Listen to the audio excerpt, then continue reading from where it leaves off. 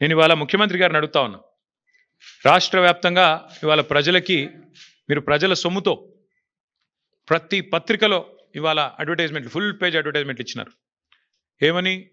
మల్లన్న సాగర్ నుంచి నీళ్లు తీసుకొచ్చి మూసీకి అనుసంధానం చేసే ప్రాజెక్టుకు, బృహత్ ప్రాజెక్టుకు ముఖ్యమంత్రి గారు ఇవాళ శంకుస్థాపన చేస్తున్నారు అని చెప్పి మరి ఫుల్ పేజ్ ప్రకటనలు ఇచ్చినారు.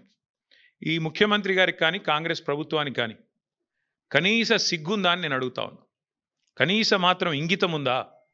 కనీస మాత్రం సోయి ఉందా మీకు? సరిగ్గా వారం కిందట, ఇదే సోమవారం నాడు, వారం రోజుల కిందట కాళేశ్వరం ప్రాజెక్టు మీద కక్ష కట్టి సిబిఐ ఎంక్వైరీ అని పెట్టినారు.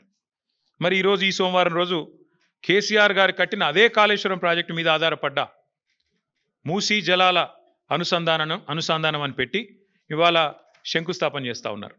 ఇక్కడ విచిత్రం ఏంటంటే, కాకపోతే ఎవరైనా మనిషి జ్ఞానం ఉన్నవాడైతే తల దగ్గర శంకుస్థాపన చేస్తారు. తల దగ్గర చేస్తారు. ఎక్కడైతే నీళ్లు ఉన్నాయో, ఎక్కడి నుంచి అయితే నీళ్లు తేవాలనుకుంటున్నారో అక్కడ శంకుస్థాపన చేస్తారు. కేవలం తలా తోక లేని వాళ్ళే తోక దగ్గర చేస్తారు. ఎందుకంటే బాధ ఏముంది ఈయనకి?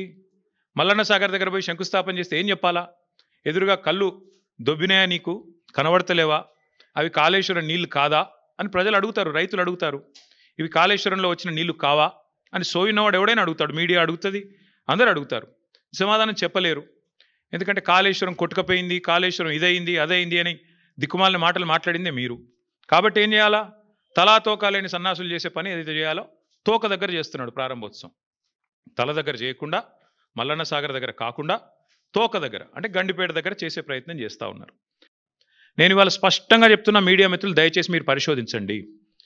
వాస్తవం ఏంటి అంటే 1,50,000 కోట్ల మూసి బ్యూటిఫికేషన్ అని చెప్పి ముఖ్యమంత్రి గారు ప్రకటించగానే మేము అడ్డుపడ్డాం. హైదరాబాద్ ప్రజలు అడ్డుపడ్డారు, నిలదీసినారు. 16,000 కోట్లతో అయిపోయే ప్రాజెక్ట్ని 1,50,000 కోట్లు ఎట్లయితాయి అని మేము నిలదీస్తే ఇవాళ కొత్త స్టైల్ ఎత్తుకున్నారు. ఇన్నోవేటివ్ థింకింగ్ కదా. ఇన్నోవేటివ్ థింకింగ్లో భాగంగా ఏం చేసినారంటే స్కామ్ని కూడా ఇన్స్టాల్మెంట్లలో చేస్తున్నారు. 1,50,000 కోట్లు ఒకటేసారి టెండర్లు పిలిస్తే ఎందుకు ఇంత అయింది అంటే జవాబు లేదు. అందుకే విడతల వారి దోపిడి. మొదలు 1,100 7,700 చేయాలి. ఆ తర్వాత ఇంకోటి 5 రూపాయలు ఉన్నదాన్ని 40 రూపాయలు చేయాలి. పెంచుకుంటూ ఆఖరికి మొత్తం స్కామ్ మళ్ళీ 1,50,000 కోట్ల కాడికి తేవాలి. ఇది వీళ్ళ ఎత్తుగడ. నేను మళ్ళీ చెప్తా ఉన్నా, మే 17, 2023 నాడు 1,100 కోట్లతో కొండపోచమ్మ సాగర్ నుంచి గోదావరి నీళ్ళని తీసుకొచ్చి బ్రహ్మాండంగా రావులకోల్ చెరువులో పోసి, రావులకోల్ చెరువు నుంచి గండిపేటకు నీళ్ళు తీసుకొచ్చే మార్గం గ్రావిటీ ద్వారా ఉంటే ఇవాళ మీరు 3 WTPలు ఎందుకు కడుతున్నారు? 5 పంప్ హౌజ్లు ఎందుకు పెడుతున్నారు? ఎవరి లాభం కోసం పెడుతున్నారు అని ముఖ్యమంత్రి గారు నేను అడుగుతా ఉన్నా. ఇవాళ ఎట్లా పెరిగింది?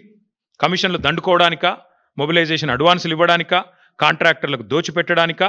ఎందుకు తక్కువ ఖర్చుతో అయ్యేదాన్ని పక్కకు పెట్టి ఎక్కువ ఖర్చుతో చేస్తున్నారు?